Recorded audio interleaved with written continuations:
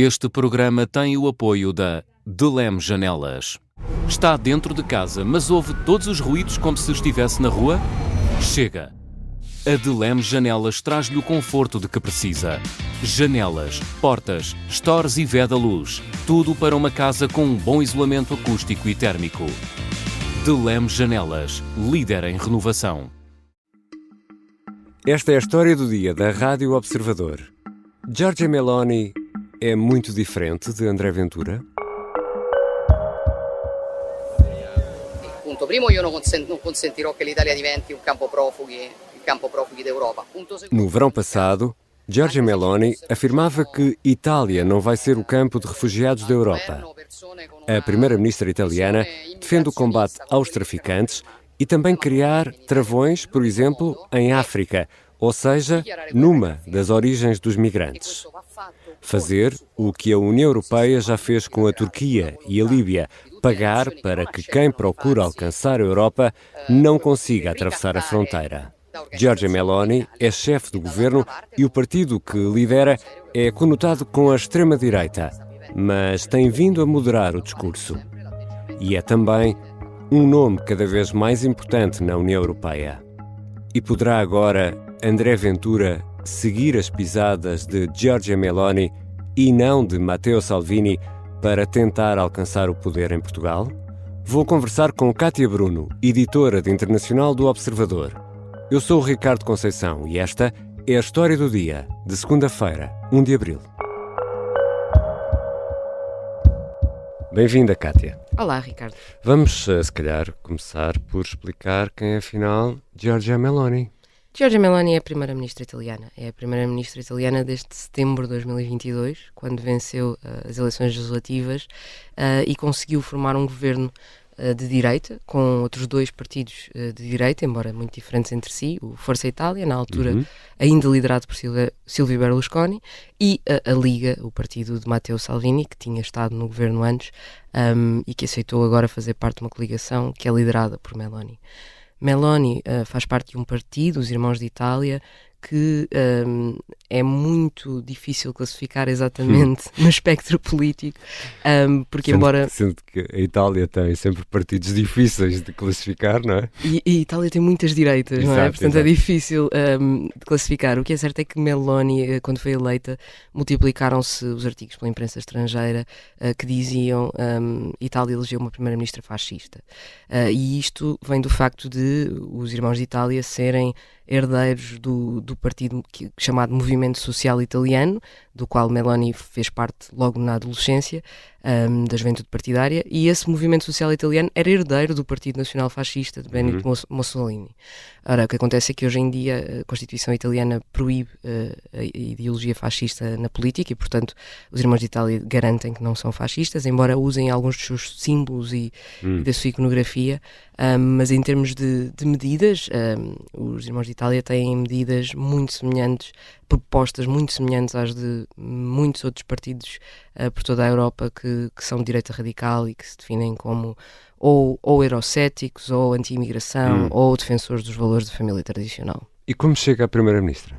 Bom, chega a primeira-ministra depois de Itália ter tido dois governos que acabaram por criar alguma fricção dentro do país. Primeiro tivemos um governo de coligação de Matteo Salvini da Liga com o Movimento 5 Estrelas, que hoje em dia se define como estando mais à esquerda, e esta por si só já era uma coligação explosiva. Estranho, por juntar um partido de extrema-direita com um partido que hoje em dia se define como centro-esquerda, e essa governação acabou por não correr bem. Quando esse governo caiu, Itália recorreu a um método que não lhe é desconhecido, que é o de criar um governo tecnocrata, liderado por Mário Draghi, antigo presidente do Banco Central Europeu, que foi convidado para vir liderar este governo temporário pelo presidente Sérgio Mattarella, mas esse governo obviamente também acabou por não conseguir fazer o mandato até ao fim, por não ter sido um governo eleito, e 2022 foi ano de novas eleições, e Meloni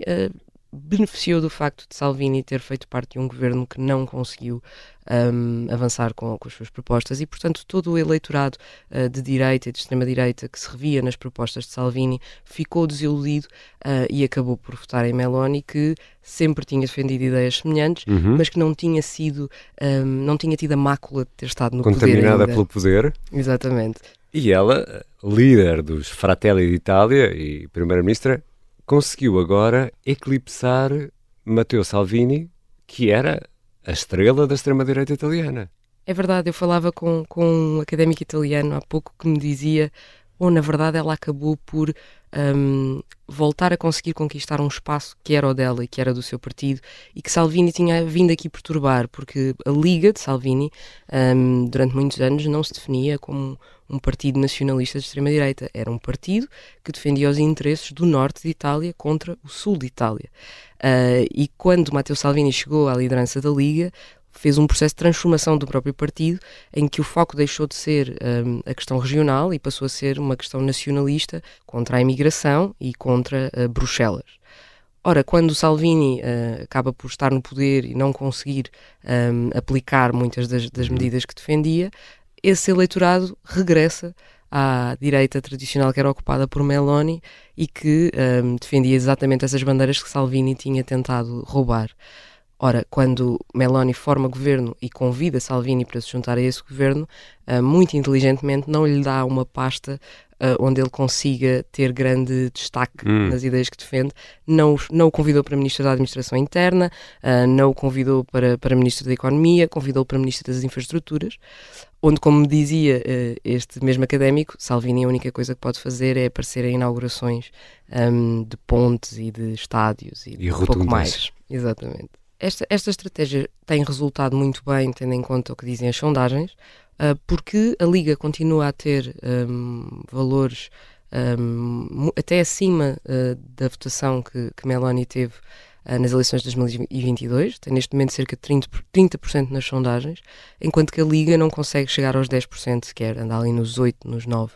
E, portanto, por muito que Matteo Salvini se sinta ignorado e arredado do poder, embora faça parte da coligação do governo, é muito improvável que ele tente deitar abaixo um governo, sendo que nas eleições seguintes dificilmente conseguiria ter mais votação do que Meloni e, portanto, redundaria na mesma posição em que está hoje. Io sono Giorgia, sono una donna, sono una madre, sono italiana, sono cristiana, non me lo toglierete! E esta Giorgia Meloni, que aqui ouvíamos, foi agora moderando o discurso, quer dizer que deixou cair algumas bandeiras que empenhou em campanha eleitoral, por exemplo? É interessante como Meloni mudou sobretudo o tom, uma questão de retórica, por exemplo, na questão da imigração. Ela em tempos dizia que a solução para o problema da imigração em Itália era fazer um bloqueio naval e impedir que qualquer barco atracasse nos portos italianos. Hoje em dia, desde que é Primeira-Ministra, não defende essa medida, mas continua a propor um conjunto de ideias para a imigração que tem naturalmente uma ideologia de direita de restrição da imigração para o continente europeu.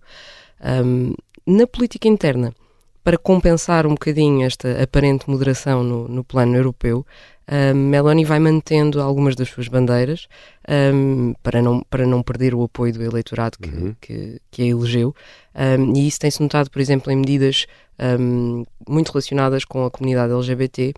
Meloni defende o conceito que ela chama de família tradicional, muito ligado a uma ideia cristã de homem e mulher como casal, e por isso, como Primeira-Ministra, ela tem feito, por exemplo, medidas que limitam que casais homossexuais possam adotar crianças ou recorrer a barrigas de aluguer no estrangeiro para poder ter filhos. No entanto, não tem ido tão longe como alguns esperariam.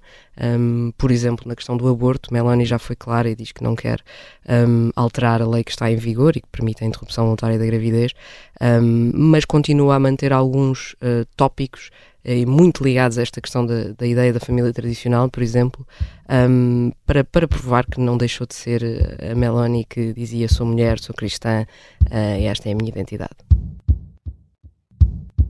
Já regressamos à conversa com Kátia Bruno, editora de internacional do Observador. O que defende, afinal, Giorgia Meloni para a Europa e porquê que conseguiu tanta importância junto de Bruxelas? Esta é a Operação Papagaio. O plano mais louco de sempre para derrubar Salazar. Episódio 5. O dia da operação. Não era crível que uns indivíduos pudessem levar a cabo o derrubo do regime. Pode acompanhar todas as semanas no site do Observador, nas plataformas de podcast e no YouTube. Um novo episódio a cada terça-feira. Os Podcast Plus do Observador têm o apoio da Onda Automóveis. Estamos de regresso à conversa com Kátia Bruno, editora de internacional do Observador. Kátia, e afinal, o que defende Meloni sobre o que a Europa devia fazer quanto à imigração? Meloni tem defendido muito claramente uma ideia de travar a imigração nos países de origem. Ou seja, em vez de fazer a filtragem de quem é que são os requerentes de asilo que têm direito a ficar na Europa e quais é que não são, depois de estes chegarem aos territórios europeus, e normalmente os países de fronteira como Itália são os que acabam por fazer mais esse trabalho porque estão geograficamente mais próximos, Meloni diz que o caminho não deve ser esse, o caminho deve ser chegar a acordos com os países de onde estas pessoas partem para garantir que essa filtragem é feita lá. Na prática, esta é exatamente a estratégia que Angela Merkel já tinha defendido, por exemplo, quando foi a crise dos refugiados de 2015, que acabou por ter sido estancada com um acordo com a Turquia, em que a União Europeia pagou um valor, uma soma avultada à Turquia para ela lidar com essa filtragem. Ora, Meloni está agora a tentar fazer com que a União Europeia continue a exercer esse modelo e por isso é que tem ido a muitas viagens com Ursula von der Leyen, a Presidente da Comissão Europeia, onde são anunciados programas deste género. Isso aconteceu recentemente com a Tunísia, por exemplo, e também com o Egito. E digamos que este outsourcing do rastreio de migrantes acaba por ser uma estratégia que não é nova para a Europa e onde Meloni se sente como peixe na água. A grande questão é se foi Meloni que se moderou ou se era a Europa que já estava mais à direita nesta questão. E tem sido frequente vê-las juntas, a senhora von der Leyen e a Giorgia Meloni. E também tem sido uma voz muito ativa contra a Rússia de Putin. Sem dúvida, Meloni tem sido das líderes europeias que mais tem tentado defender a Ucrânia e condenar a Rússia pela sua invasão de larga escala. O que é curioso, porque, por exemplo, em 2014, Meloni era contra a aplicação de sanções à Rússia pela anexação da Crimeia. E, portanto, ela própria teve aqui uma grande mudança relativamente a isto. Hoje em dia ela é muito clara na condenação, ela fez várias visitas à Ucrânia, é muitas vezes vista com Volodymyr Zelensky, e a verdade é que esta postura muito clara e que se estende também a uma postura muito pró-NATO, por exemplo, tem feito com que Meloni tenha estado de boas relações não apenas com von der Leyen, mas também com Joe Biden, por exemplo. Estiveram juntos o ano passado na Casa Branca, e Biden, que em tempos disse, quando Meloni foi eleita, que o caso italiano mostrava que a democracia estava em risco em todo o mundo, agora, quando a recebeu na Casa Branca, disse: tornámos-nos bons amigos, temos aqui uma grande defensora do mundo ocidental e da Ucrânia. E no plano interno, a Itália é um dos gigantes europeus a nível económico, isso é inegável, mas, por outro lado, também é um país que lida sistematicamente com crises financeiras, tem uma dívida gigante e Meloni já percebeu que até por isso não pode cortar a ligação com Bruxelas, nem sequer pensar nessa hipótese, não é? É um pouco irrelevante descobrirmos o que é que Meloni pensa de facto e o que é que defende de facto, porque na prática ela está a seguir um modelo que lhe permite sobreviver como Primeira-Ministra. Itália, como dizias, tem uma dívida gigante, é uma dívida que corresponde a 145% do PIB italiano, são quase 3 bilhões de euros, e portanto, pôr em causa a relação europeia e poder abrir uma situação de instabilidade financeira nos mercados seria um jogo muito perigoso para Giorgia Meloni. A isto junta-se o facto de que o PRR está a ser distribuído, não chega só a Portugal, chega aos outros países também. Claro. Itália irá receber um pacote que corresponde a 200 mil milhões de euros e, portanto, não creio que Meloni tenha interesse em hostilizar Ursula von der Leyen neste momento e em não cumprir as regras da Comissão Europeia. Portanto, o que estás a dizer é que, independentemente do que Meloni possa pensar, achar, age de forma a não afrontar Bruxelas ou sequer a União Europeia, porque sabe que precisa da União Europeia, não é? É isso. A palavra que eu mais ouvi para descrever Meloni quando fiz este trabalho, de todos os entrevistados, foi: Meloni é pragmática. E no posicionamento em relação à Europa, também se diferencia em relação àquilo que defende Matteo Salvini. Sim, porque Matteo Salvini continuou na linha que Meloni teve em tempos e que é uma linha muito mais pró-russa, até porque a Itália é um país que sempre manteve boas relações com a Rússia e note-se, por exemplo, que nos eurobarómetros é dos países que revela menor apoio à Ucrânia dentro da Europa. E, portanto, isto, em teoria, poderia prejudicar Meloni junto do eleitorado, porque Salvini mantém muito clara a sua posição de apoio a Vladimir Putin. Estamos a falar do homem que chegou a usar uma t-shirt no Parlamento Europeu com a cara de Putin. Mas, na verdade, isso acaba por não se traduzir num problema político para Meloni, porque Salvini, como dizíamos há pouco, não quer deitar este governo abaixo e, portanto, engole muitos sapos e acaba sempre por votar a favor das medidas que Meloni coloca na Assembleia. E sabemos que Salvini é amigo e parceiro de André Ventura, os dois, é frequente também ver os dois juntos. O Chega pertence a uma família europeia diferente da de Meloni, portanto há duas famílias da direita mais radical a nível europeu. Quais são as diferenças e quem é que pertence a quem? Que às vezes perdemos-nos aqui nestas famílias. Estas duas famílias são muito difíceis de definir. Porque como todas. Exatamente. E como todas as famílias têm as suas disputas internas e que às vezes ficam muito feias. Nós temos aqui o grupo dos conservadores e reformistas, ao qual Meloni pertence e a que pertencem outros partidos como o Lei e Justiça da Polónia, os democratas suecos da Suécia, mas também, por exemplo, o Vox, que é outro aliado do Chega. De Abascal, exatamente. Enquanto que o outro grupo, que é o Identidade e Democracia, inclui a União Nacional de Marine Le Pen, inclui a Alternativa para a Alemanha e inclui o Chega de André Ventura.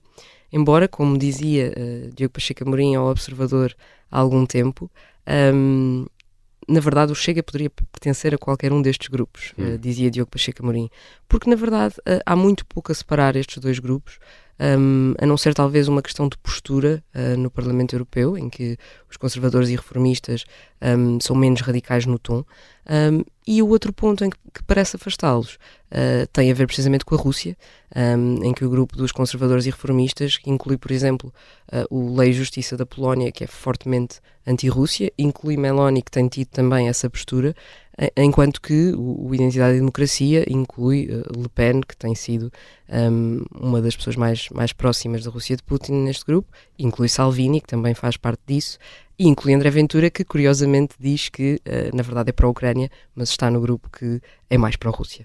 E agora, para acabar a nossa conversa, vamos voltar aqui ao início da conversa.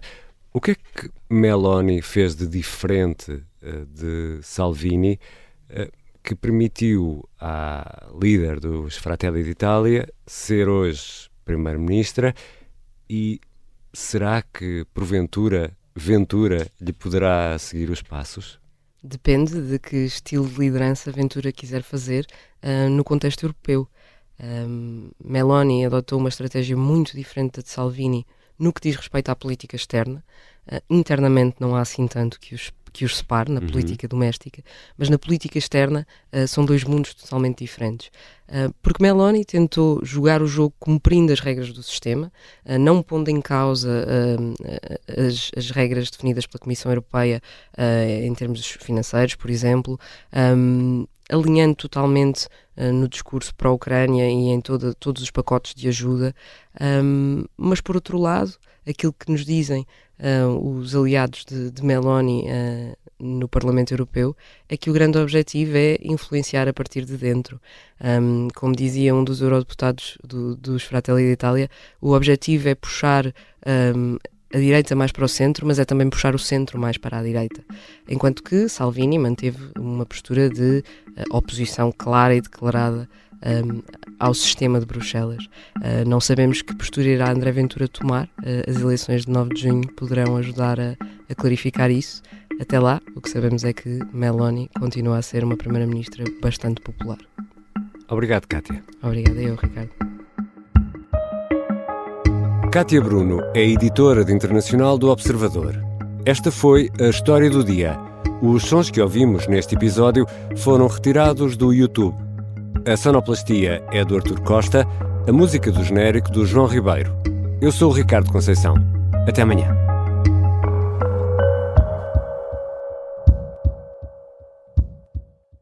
Este programa tem o apoio da Delem Janelas.